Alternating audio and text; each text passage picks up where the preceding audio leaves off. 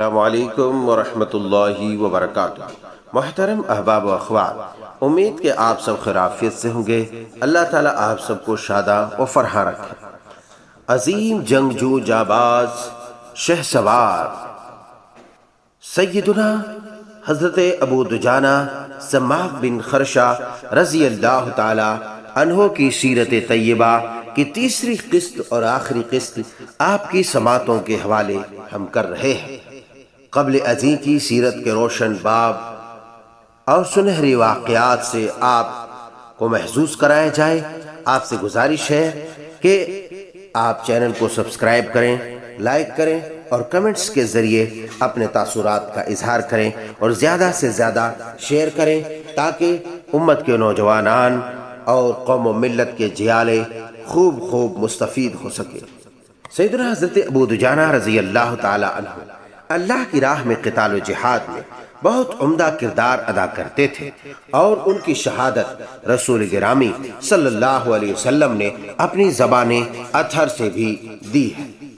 سیدنا حضرت علی ابن طالب رضی اللہ تعالی عنہ جنگ احد میں خون سے لت پت تلوار لے کر گھر آئے اور سیدۃ نساء اہل الجنہ سیدہ فاطمۃ الزہرا بطول رضی اللہ تعالی عنہا کو دی اور فرمایا، یہ لو اور اسے دھو ڈالو، یہ تلوار قابل قدر ہے۔ اور یہ شعر ارشاد فرمایا، افاطمها كالسيف غير زميم فلست برعديد ولا ظليم لعمري لقد أبليت في نصر أحمد ومرزات رب بالعباد أليم۔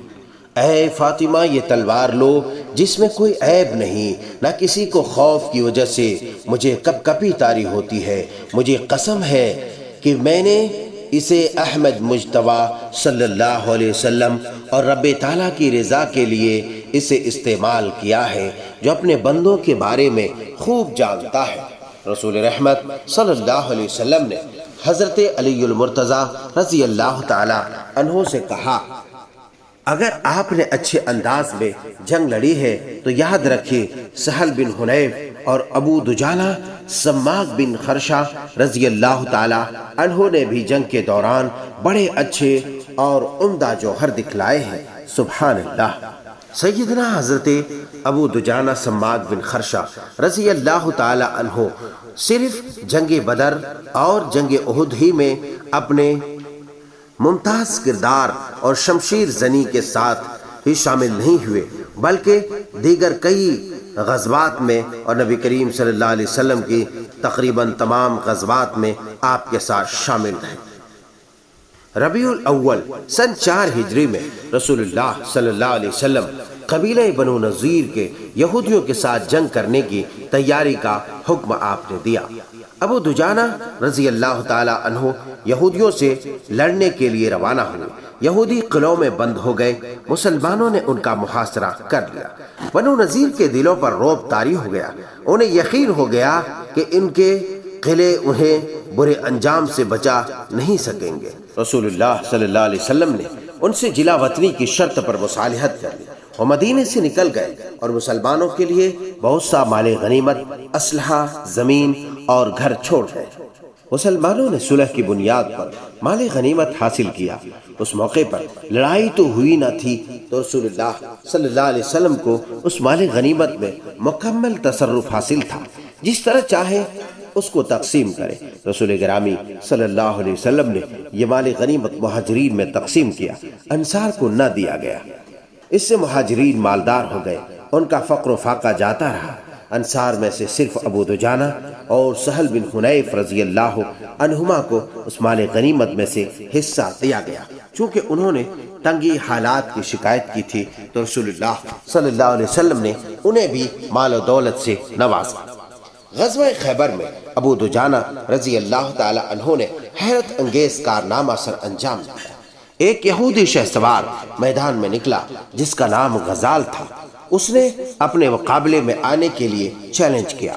اس کا مقابلہ کرنے کے لیے حباب بن منذر رضی اللہ تعالی عنہ میدان میں اترے، یہودی کا دایاں ہاتھ کاٹ دیا۔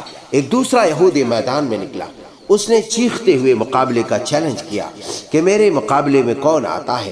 اس کے مقابلے میں ایک مسلمان مجاہد میدان میں اترا، یہودی کے ہاتھوں وہ جام شہد نوش کر گیا۔ یہودی نے اسی جگہ کھڑے ہو کر کسی دوسرے کو مقابلے میں آنے کی دعوت دی۔ اب اس موقع پر انصار کا شہسوار جنگجو جاباز سیدنا ابو دجانہ رضی اللہ تعالی عنہ مقابلے میں آیا۔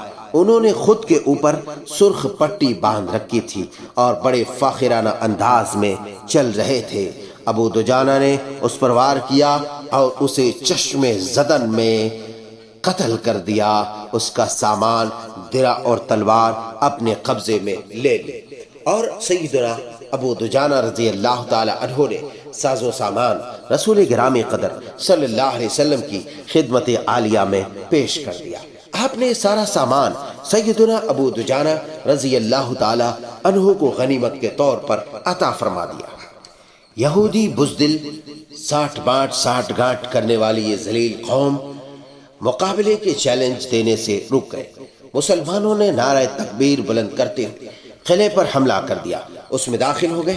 سب کے آگے سیدنا ابو دجانہ تھے۔ قلعے میں سے بہت زیادہ ساز و سامان، بکریاں اور غلہ مسلمانوں کے ہاتھ لگا، اور یہودی سب کچھ چھوڑ کر بھاگ گئے تھے۔ غزوہ حنین میں یہ عظیم المرتبت عظیم الشان نوجوان ہیرو سیدنا ابو دجانہ رضی اللہ تعالی عنہ نے ناقابل فراموش کارنامے سر انجام دیے۔ بنو حوازن کا ایک شخص سرخ اونٹ پر سوار تھا۔ اس کے پاس ایک لمبا نیزہ تھا جس سے اس نے بہت سے مسلمان قتل کیے تھے۔ سیدنا ابو دجانہ رضی اللہ تعالی عنہ نے اس کا رخ کیا اور اس کے اونٹ کی ٹانگیں کاٹ دی۔ شہسوار اسلام علی ابن ابی طالب رضی اللہ تعالی عنہ آئے اور انہوں نے مشرک کا ایک ہاتھ کاٹ دیا، اور سیدنا ابو دجانہ رضی اللہ تعالی عنہ نے دوسرا ہاتھ کاٹ دیا۔ پھر دونوں نے مل کر اسے قتل کر دیا اور اس کا نام و نشان مٹا دیا۔ سبحان اللہ۔ سیدنا حضرت ابو دجانہ رضی اللہ تعالی عنہ چشمہ نبوت سے سیراب ہونے والے عظیم الشان شہسواروں میں سے ایک تھے۔ وہ اپنی تلوار سے جہاد کرتے، یہاں تک کہ انہوں نے دور نبوت میں بہادری، جواں مردی اور شہسواری کی روشن عکس نقش کیے۔ رسول گرامی صلی اللہ علیہ وسلم کی آنکھوں کے سامنے غزوات نبویہ میں شہسواری کے جوہر دکھلائے۔ ابو دجانہ کے اوصاف بھی نرالے اور دلکش تھے۔ سیدنا ابو دجانہ رضی اللہ تعالی عنہ کا ایک نمایاں اعزاز یہ تھا کہ رسول اللہ صلی اللہ علیہ وسلم جب حجۃ الوداع کے لیے تشریف لے گئے تو مدینہ منورہ میں ابو دجانہ کو اپنا نائب مقرر کیا۔ سبحان اللہ، یہ بہت ہی بڑی اعزاز کی بات تھی۔ اس سے صحابہ اکرام علیہم الرضوان کی دنیا میں حضرت ابو دجانہ کے اعلیٰ مقام و مرتبے پر فائز ہونے کا ادراک ہوتا ہے۔ رسول اللہ صلی اللہ علیہ وسلم کا یہ معمول تھا کہ جب بھی آپ کسی جنگ پر تشریف لے جاتے تو مدینہ منورہ مسند حکومت پر کسی نہ کسی صحابی کو بٹھانے کے لیے نامزد کرتے۔ سیدنا ابو دجانہ انصاری رضی اللہ تعالی عنہ کی نمایاں خوبی یہ تھی کہ وہ سلیم القلب، پاکیزہ دل تھے اور کسی مسلمان کے بارے میں دل میں کوئی کدورت نہیں رکھتے تھے۔ چہرے پر ہر وقت نورانی مسکراہٹ پھیلی رہتی تھی۔ طبقات ابن سعد میں حضرت زید بن اسلم کے حوالے سے مذکور ہے کہ ابو دجانہ کے پاس حاضری دی، وہ بیمار تھے، ان کا چہرہ چمک رہا تھا۔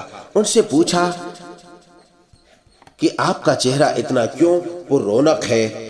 آپ نے ارشاد فرمایا، میرے دو معمولات ہیں جن کی میں باقاعدہ پابندی کرتا ہوں، ایک تو میں کوئی فضول بات نہیں کرتا، اور دوسری یہ ہے کہ میں کسی بھی مسلمان کے بارے میں کوئی کدورت نہیں رکھتا۔ قافلہ شہداء میں شمولیت کا شرف حاصل کرنے والا یہ عظیم جنگجو رسول اللہ صلی اللہ علیہ وسلم کے رفیق اعلیٰ یعنی اللہ تعالیٰ کی خاطر اللہ تعالیٰ کی طرف کوچ کر جانے کے بعد تحریک ارتداد ظہور پذیر ہوئی۔ حضرت امیر المومنین خلیفۃ المسلمین خلیفہ اول حضرت ابو بکر صدیق رضی اللہ تعالی عنہ نے ان بدبختوں کے خلاف جنگ کرنے کے لیے لشکر تیار کیا۔ سیدنا ابو دجانہ رضی اللہ تعالی عنہ مسلمہ کذاب سے لڑنے کے لیے یمامہ کی طرف روانہ ہوئے۔ یہ واقعہ سن 12 ہجری کا ہے۔ قبیلہ بنو حنیفہ کی سرزمین میں یہ عظیم جنگجو جانباز شہسوار سیدنا ابو دجانہ رضی اللہ تعالی عنہ مارکہ یمامہ میں شریک ہوئے اور اس میں حیرت انگیز اپنی بہادری اور شہسواری کے جوہر دکھلائے۔ یہ اپنے دائیں بائیں اور سامنے مرتدین کو تہہ تیگ کرنے لگے، جو بھی سامنے آتا اسے موت کے گھاٹ اتار دیتے اور زبان سے کوئی بات نہیں کرتے تھے۔ ایک موقع ایسا آیا کہ لوگ آپ سے قدرے دور ہٹ گئے۔ آپ نے مسلمانوں کو آواز دی، اللہ کے بندو میری طرف آؤ، تو مجاہدین یک بارگی ان کی طرف پلٹے اور انہوں نے بنو حنیفہ کو باغ میں محصور ہونے پر مجبور کر دیا۔ سیدنا ابو دجانہ رضی اللہ تعالی عنہ نے کہا، مجھے اٹھا کر دیوار کے اوپر سے باغ کے اندر پھینک دو۔ ساتھیوں نے انہیں اٹھا کر اندر پھینک دیا، اس سے ان کی ایک ٹانگ ٹوٹ گئی۔ انا للہ و انا الیہ راجعون۔ لیکن اسی حالت میں ان سے لڑتے ہوئے باغ کا دروازہ کھولنے میں کامیاب ہو گئے۔ مسلمان یہ کس قدر جذبہ شہادت سے سرشار، کس قدر محبت رسول سے لبریز دل تھا۔ مسلمان باغ کے اندر داخل ہوئے۔ ابو دجانہ اس دن لڑتے ہوئے اور داد شجاعت دیتے ہوئے جام شہادت نوش کر گئے۔ ابو دجانہ نے وحشی بن حرب سے مل کر مسیلمہ بن کذاب کو قتل کیا۔ وحشی نے اپنا برچھا مارا اور ابو دجانہ رضی اللہ تعالی عنہ نے اپنی تلوار سے وار کیا۔ وحشی بن حرب کہتے ہیں کہ اللہ ہی جانتا ہے کہ ہم دونوں میں سے کس نے مسیلمہ کو قتل کیا۔ وہاں یمامہ میں قافلہ شہداء کے ساتھ شہید اسلام سیدنا ابو دجانہ کا جسد اطہر بھی دفن ہے، اور ابو دجانہ ان شہداء میں شامل ہے جنہوں نے یمامہ کی زمین کو اپنے خون سے سیراب اس لیے کیا تاکہ اللہ کا کلمہ بلند ہو جائے اور کافروں کا کلمہ ہیج ہو جائے۔ ابو دجانہ رضی اللہ تعالی عنہ اللہ کی جوار رحمت میں چلے گئے اور باغ جنت میں زندہ اور تابندہ ہیں۔ اللہ ان سے راضی ہوئے اور وہ اپنے اللہ سے راضی ہوئے۔ اللہ ان کے درجات کو بلند کرے، کروڑہ کروڑ رحمتیں فرمائے، اور ہماری امت کے نوجوانان، ہماری اولاد و احفاد کو پروردگار عالم ان جیسے مخلص و مہربان اور بامروت اور باذوق اور باہمت اور مجاہد بنائے، آمین۔ امید ہے کہ آپ کو پسند آیا ہو۔ اگر آپ کو پسند آیا ہو تو آپ زیادہ سے زیادہ شیئر کریں۔ السلام علیکم ورحمۃ اللہ وبرکاتہ۔